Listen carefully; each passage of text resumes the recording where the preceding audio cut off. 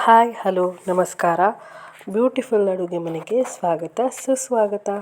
ಇವತ್ತು ಸೋಯಾ ಚಂಕ್ಸ್ನ ಬಳಸಿ ಒಂದು ಸಿಂಪಲ್ ಪಲಾವ್ ಮಾಡೋಣ.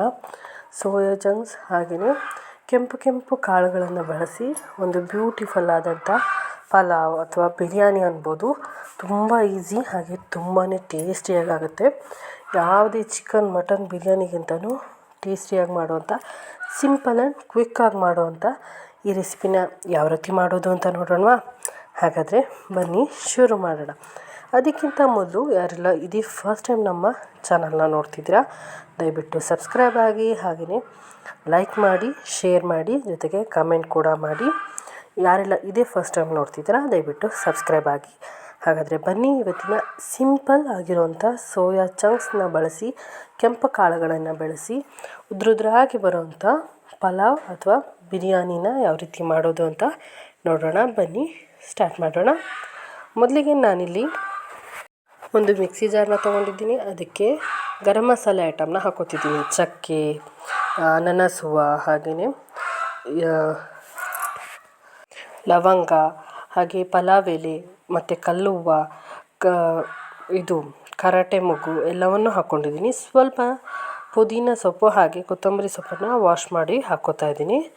ಹಾಗೆಯೇ ಕೊತ್ತಂಬರಿ ಸೊಪ್ಪು ಸ್ವಲ್ಪ ಜಾಸ್ತಿ ಹಾಕ್ಕೊಳ್ಳಿ, ಪುದೀನ ಸ್ವಲ್ಪ ಕಡಿಮೆ, ಸುಮಾರು ಒಂದೊಂದು ಮುಷ್ಟಿ ಆಗೋಷ್ಟು ಹಾಕ್ಕೊಂಡ್ರೆ ಸಾಕಾಗುತ್ತೆ. ಈಗ ಇದಕ್ಕೆ ನಾನು ಒಂದು 3 ಹಸಿಮೆಣಸನ್ನು ಹಾಕಿದ್ದೀನಿ. ಹಸಿಮೆಣಸು ಸ್ವಲ್ಪ ಖಾರ ಇದೆ, ಹಾಗಾಗಿ ನಾನು 3 ಹಾಕ್ಕೊಂಡಿದ್ದೀನಿ. ನೀವು ತುಂಬ ಖಾರ ಇಷ್ಟಪಡೋರು ಸ್ವಲ್ಪ ಜಾಸ್ತಿ ಕೂಡ ಹಾಕ್ಕೋಬೋದು. ಹಾಗೆ ಸುಮಾರು 1 ಇಂಚ್ ಆಗೋಷ್ಟು ಶುಂಠಿನ ವಾಶ್ ಮಾಡಿಬಿಟ್ಟು ಸ್ವಲ್ಪ ಜಜ್ಜಿ ಹಾಕಿದ್ದೀನಿ. ಹಾಗೆ 1 ಬೆಳ್ಳುಳ್ಳಿನ ಹಾಕಿದ್ದೀನಿ. ಹಾಗೆ ಒಂದು ಅರ್ಧ ಕೊತ್ತಂಬರಿಯ ದಂಟು, ಅಂದರೆ ಕೊತ್ತಂಬರಿ ಸೊಪ್ಪಿನ ದಂಟು ಇರುತ್ತಲ್ಲ ಅದನ್ನು ಹಾಕಿದ್ದೀನಿ. ಹಾಗೆ ಒಂದು ಅರ್ಧ ಸ್ಪೂನ್ ಆಗೋಷ್ಟು ಅರಿಶಿಣದ ಪುಡಿ, ಹಾಗೆ 1 ದೊಡ್ಡ ಟೊಮ್ಯಾಟೊನ ಕಟ್ ಮಾಡಿ ಹಾಕ್ಕೊಂಡಿದ್ದೀನಿ. ಟೊಮೆಟೊ ಹಾಕಿದ ನಂತರ ಒಂದು ಸಣ್ಣ ಚಕ್ಕೆ ಪೀಸ್ ಹಾಕ್ಕೊಂಡಿದ್ದೀನಿ. ಹಾಗೆ 2 ಏಲಕ್ಕಿನ ಹಾಕ್ಕೊಂಡಿದ್ದೀನಿ. ಹೀಗೆ ಒಂದು ಸಣ್ಣ ಅನಾನಸ್ ಹೂವನ್ನು ಕೂಡ ಹಾಕ್ಕೊಂಡಿದ್ದೀನಿ. ಇವೆಲ್ಲನ ಹಾಕಿ ರುಬ್ಕೋಬೇಕು. ರುಬ್ಬುವಾಗ ಇಲ್ಲಿ ನಾನು ನೀರು ಯೂಸ್ ಮಾಡ್ತಿಲ್ಲ, ಅದ್ರ ಬದಲಿಗೆ 1 ಕಪ್ ಆಗೋಷ್ಟು ಮೊಸರನ್ನ ಹಾಕಿಬಿಟ್ಟು ಇದನ್ನು ನಾನು ರುಬ್ಕೋತಾ ಇದ್ದೀನಿ.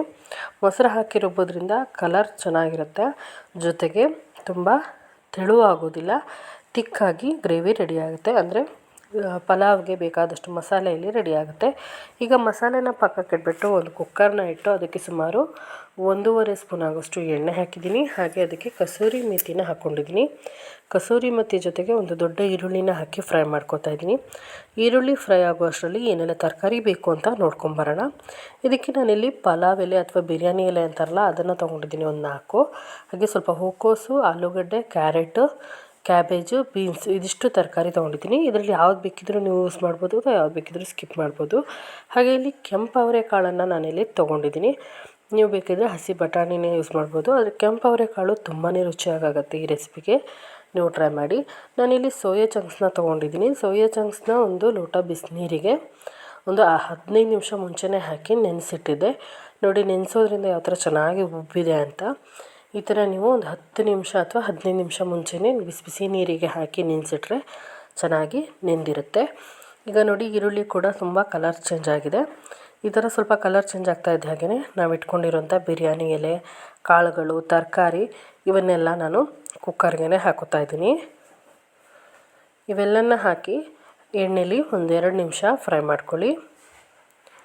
ಈ ಥರ ಫ್ರೈ ಮಾಡ್ಕೊಳ್ಳೋದ್ರಿಂದ ತರಕಾರಿಯಲ್ಲಿರೋ ಹಸಿ ವಾಸನೆ ಹೋಗಿ ಟೇಸ್ಟ್ ಕೂಡ ಚೆನ್ನಾಗಾಗುತ್ತೆ. ಈಗ 2 ನಿಮಿಷ ಫ್ರೈ ಆದ ನಂತರ ನಾವು ರುಬ್ಬಿಟ್ಟಿರೋಂಥ ಮಸಾಲೆಯನ್ನು ಇದಕ್ಕೆ ಹಾಕ್ಕೊಳ್ಳೋಣ. ಮಸಾಲೆ ಹಾಕಿದ ನಂತರ ನಿಧಾನವಾಗಿ ಮೀಡಿಯಮ್ ಫ್ಲೇಮ್ನಲ್ಲಿಟ್ಟು ಚೆನ್ನಾಗಿ ಫ್ರೈ ಮಾಡ್ಕೋಬೇಕು. ಏಕೆಂದರೆ ಮೊಸರಲ್ಲಿರೋವಂಥ ಎಣ್ಣೆ ಎಲ್ಲ ಬರಬೇಕು. ಮಸಾಲೆಗೆ ನಾವು ಮೊಸರು ಹಾಕಿ ರುಬ್ಬಿರೋದ್ರಿಂದ ಅದರ ಎಣ್ಣೆಯ ಅಂಶ ಪೂರ್ತಿಯಾಗಿ ಬಿಟ್ಕೊಳ್ಳೋ ತನಕ ನಾವಿಲ್ಲಿ ಫ್ರೈ ಮಾಡ್ಕೋಬೇಕು. ಈಗ ಇದನ್ನು ಫ್ರೈ ಮಾಡ್ತಾ ಇರುವಾಗಲೇ ನಾನಿಲ್ಲಿ ಸೋಯಾ ಚಂಕ್ಸ್ನ ಪೂರ್ತಿಯಾಗಿ ಹಿಂಡಿ ನೀರಿಂದ ಹಾಕ್ಕೊಂಡಿದ್ದೀನಿ. ಈ ಥರ ಹಾಕ್ಕೊಳ್ಳೋದ್ರಿಂದ ಮಸಾಲೆ ಜೊತೆಗೆ ಸೋಯಾ ಚಂಕ್ಸ್ ಮಿಕ್ಸ್ ಆಗುತ್ತೆ ಮತ್ತು ಮಸಾಲೆ ಸೋಯಾ ಚಂಕ್ಸಿಗೂ ಚೆನ್ನಾಗಿ ಹಿಡಿಯುತ್ತೆ. ನೋಡಿ ಈ ಥರ ಚೆನ್ನಾಗಿ ಕೈ ಬಿಡದೆ ಮಿಕ್ಸ್ ಮಾಡಿಕೊಂಡು ಫ್ರೈ ಮಾಡ್ಕೊಳ್ಳಿ. ಫ್ರೈ ಆದ ನಂತರ ಸುಮಾರು ಒಂದು 4 ಲೋಟ ನೀರನ್ನು ಹಾಕ್ಕೊಂಡಿದ್ದೀನಿ.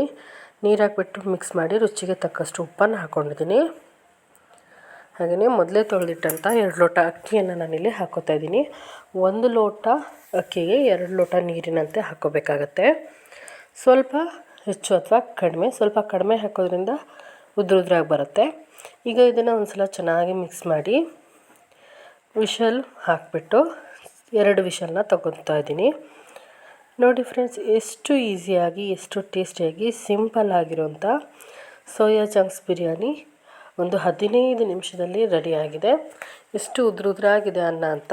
ಪೂರ್ತಿ ತಣ್ಣಗಾದ್ಮೇಲೆ ತುಂಬ ಉದ್ರಾಗಿ ತುಂಬ ಚೆನ್ನಾಗಾಗುತ್ತೆ. ತುಂಬ ಮಸಾಲೆ ಅನ್ನಿಸ್ತಾನೂ ಇಲ್ಲ, ಜೊತೆಗೆ ತುಂಬಾ ಡಾರ್ಕ್ ಗ್ರೀನ್ ಅಂತಲೂ ಅನ್ನಿಸ್ತಾ ಇಲ್ಲ. ತುಂಬಾ ಲೈಟಾಗಿ ತುಂಬಾ ಚೆನ್ನಾಗಿ ಬಂದಿದೆ. ನೀವು ಕೂಡ ಈ ಥರ ವೈಟ್ ಬಿರಿಯಾನಿ ಅಥವಾ ವೈಟ್ ಸೋಯಾ ಚಂಕ್ಸ್ ಪಲಾವ್ನ ಟ್ರೈ ಮಾಡಿ ಮನೆಯಲ್ಲಿ. ಹೇಗೆ ಬಂತು ಅನ್ನೋದನ್ನ ಕಮೆಂಟಲ್ಲಿ ತಿಳಿಸಿ. ಜೊತೆಗೆ ಈ ರೆಸಿಪಿ ನಿಮಗೆ ಸ್ವಲ್ಪನಾದರೂ ಯೂಸ್ಫುಲ್ ಅನಿಸಿದ್ರೆ ದಯವಿಟ್ಟು ಲೈಕ್ ಮಾಡಿ. ಹಾಗೆಯೇ ನಮ್ಮ ಚಾನಲ್ ಇಷ್ಟ ಆದರೆ ದಯವಿಟ್ಟು ಸಬ್ಸ್ಕ್ರೈಬ್ ಆಗಿ. ಹಾಗೆಯೇ ನಿಮ್ಮ ಫ್ಯಾಮಿಲಿ ಫ್ರೆಂಡ್ಸ್ ಜೊತೆಗೆ ಶೇರ್ ಮಾಡಿ. ಇದೇ ಥರದ ಹಲವಾರು ಪಲಾವ್ ಆ್ಯಂಡ್ ಬಿರಿಯಾನಿ ರೆಸಿಪೀಸ್ ನಮ್ಮ ಚಾನಲಲ್ಲಿದೆ. ದಯವಿಟ್ಟು ಅವುಗಳನ್ನು ನೋಡಿ ಅವಕ್ಕೂ ಲೈಕ್ ಮಾಡೋದನ್ನ ಮರಿಬೇಡಿ. ನಿಮ್ಮ ಫ್ಯಾಮಿಲಿ ಫ್ರೆಂಡ್ಸ್ ಜೊತೆಗೆ ಶೇರ್ ಮಾಡೋದನ್ನು ಕೂಡ ಮರಿಬೇಡಿ. ಇನ್ನೊಂದು ಹೊಸ ರೆಸಿಪಿ ಜೊತೆ ಮತ್ತೆ ಸಿಗ್ತೀನಿ. ಅಲ್ಲಿವರೆಗೂ ಟೇಕ್ ಕೇರ್, ಬಾಯ್, ನಮಸ್ಕಾರ, ಜೈ ಶ್ರೀರಾಮ್.